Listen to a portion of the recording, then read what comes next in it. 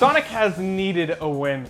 The last Sonic game to come out was Sonic Lost World almost 4 years ago, and most people, including a lot of fans, just totally ignored that one. Then Sonic Boom came out. You know, the spin-off game that was mistaken as a total reboot for the series.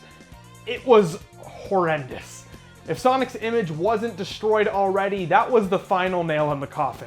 Years of bad to okay to mediocre games destroyed people's hopes of Sonic ever returning to those glory days of the early 90s.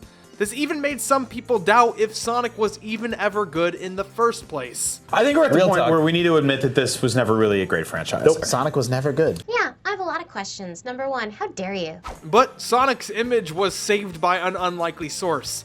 The Sonic social media team.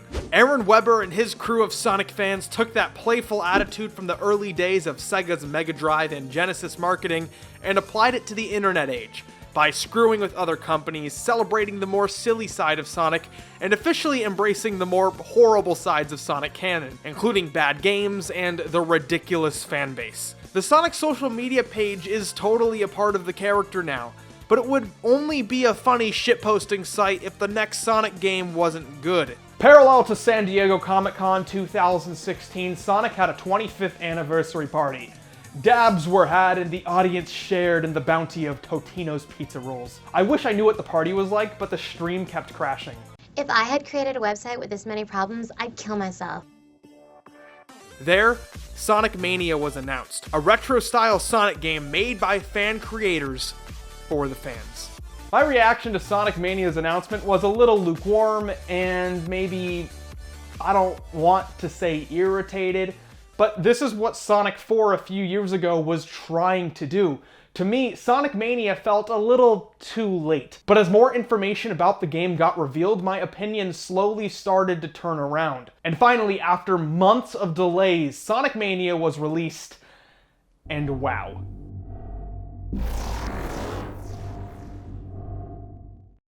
To say that Sonic Mania emulates the classic gameplay perfectly would be an understatement.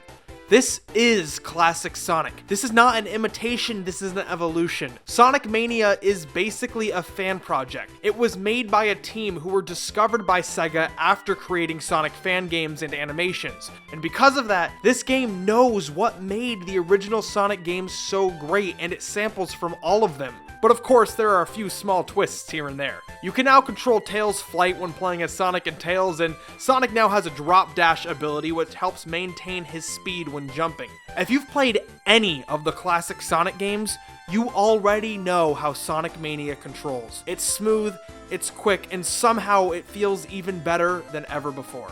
Remember when The Dark Knight was released and everybody was freaking out about how good it was and they were giving it super high ratings on IMDb? I think briefly it actually became the highest rated movie ever on the website. Yeah, that's me right now. Sonic Mania is fucking amazing. I love the way this game looks. I shared one of my most unpopular opinions ever in my Sonic 3 review.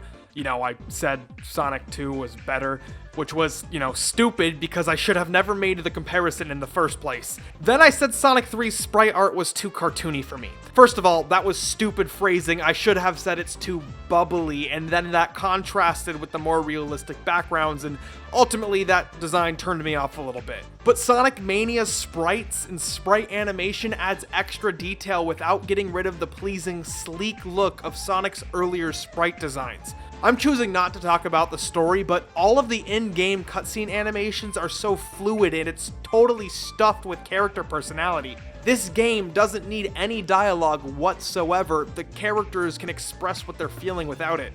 Like Sonic Generations, Mania features a variety of remixed levels, but this time they're integrated with brand new ones. I was worried that the game would feel stale, but it doesn't whatsoever. The older levels invite you in with familiar music, but then in Act 2, there's a whole new remixed version of the level's theme.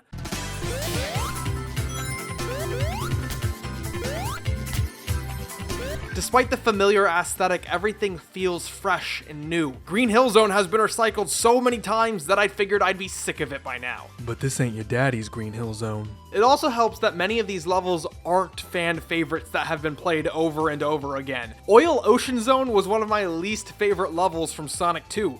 but it's reinvented here to be something new and interesting. Sonic has always had a tight selection of levels, with each and every one having its own unique quirks and identity. New and existing quirks are added to each level to make every act in the game stand out in new and creative ways. And with the return of multiple playable characters, levels are expanded to be larger than ever, with certain areas only accessible to certain characters. There's so much to explore, but you never need to slow down to do it. Older levels also stick out through the new boss battles, which are either a completely new boss or an old boss used in a new way. I mean, look at this guy, that's clearly Wrenching Rodriguez from that show, Futurilla. I said in my Sonic CD review that that game had some creative boss battles, and that idea was adopted for Sonic Mania. The boss battles will often use the quirks from the levels or adapt the Rush-style boss to the classic format. There are tons of ideas and visual callbacks to the entire series. I never thought I'd see Dr. Robotnik's Mean Bean Machine referenced again now that Sega is comfortable with Puyo Puyo. Nor did I think that I'd ever see a cameo from Bean, Bark, and Fang the Sniper.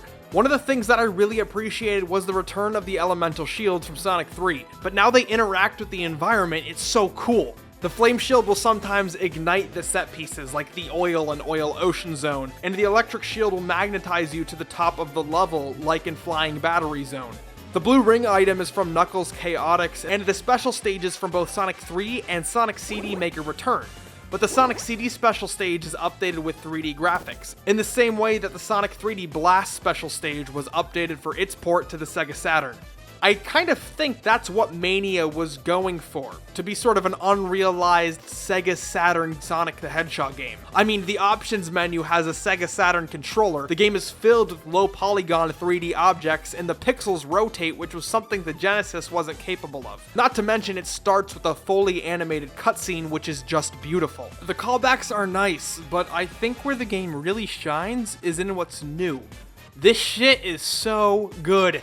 Except for you, Titanic Monarch Zone. Fuck you, you were so hard. But Studiopolis Zone and Mirage Saloon Zone will go down as two of my favorite levels in the entire series. There are no bad levels in Sonic Mania, and through sampling the feelings of each classic game, Mania has its own identity. It has the insanity of Sonic CD, the more platform-oriented aspects of Sonic 1, the high-speed sections of Sonic 2, and the cinematic moments from Sonic 3 and Knuckles. It's a combination of the best parts of every Sonic game. I said in my Sonic Generations video that I believe Sonic Generations had the highest rate of quality levels, but Sonic Mania may have superseded that. It redefines the classic stages in a way that Generations tried to do. But now looking back on it, it wasn't even close to recapturing the feeling of classic Sonic. Though there are some parts that I could have done without. You know, Sonic's plane has become such a big part of the series, but you really don't need to repeat Sky Chase Zone. Oh, and I forgot, my least favorite part from classic Sonic games is back. Getting crushed by objects when you're literally only 1 pixel under it. Ugh. I know these are two really minor complaints, but I definitely feel like they should at least drop the game by a complete letter grade. And you know what? There's something so specific that I also feel like dropping it by 0.3 to an 8.7. Why an 8.7? Like, I get it that you don't want to give the game a 9, like that's perfectly fine, but why not an 8.5? What about the game is so specific that you can calculate it to a 0.2 or a 0.3%? Rating media with numbers is so stupid. Mania is a true amalgamation of everything that made classic Sonic great, and somehow it doesn't just feel like an attempt to recapture Sonic's glory days. This isn't pandering. This is classic Sonic, and you can feel how much love and care was put into it by the development team. This is a product from Sega, but it's a labor of love from the development team. I sped through this game to review it, but despite my rushing, I had moments where I was in disbelief that I was actually playing a new classic Sonic game.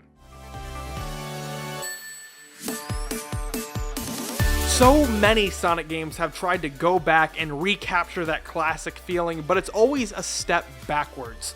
I think the appeal of Sonic Mania to long-term fans is that it actually does feel like a sequel to the classics, not an attempt to return to that time which can never be returned to. I'm usually super cautious about saying I really like something as soon as I'm done with it, because I'm afraid my excitement may overcome my sensibility. It's kind of the reason why I don't get fandom tattoos. But if my initial impressions are correct, Sonic Mania may just be my favorite Sonic game. Sup nerds, thank you for watching. If this is your first video of mine, welcome to the channel. Please consider subscribing. I post some pretty good stuff. I'm planning on doing a live stream for Sonic Mania tomorrow, so follow me on social media and all that jazz for updates. Links are in the description. I'm glad I got this video out in time, and have a good day. I appreciate you.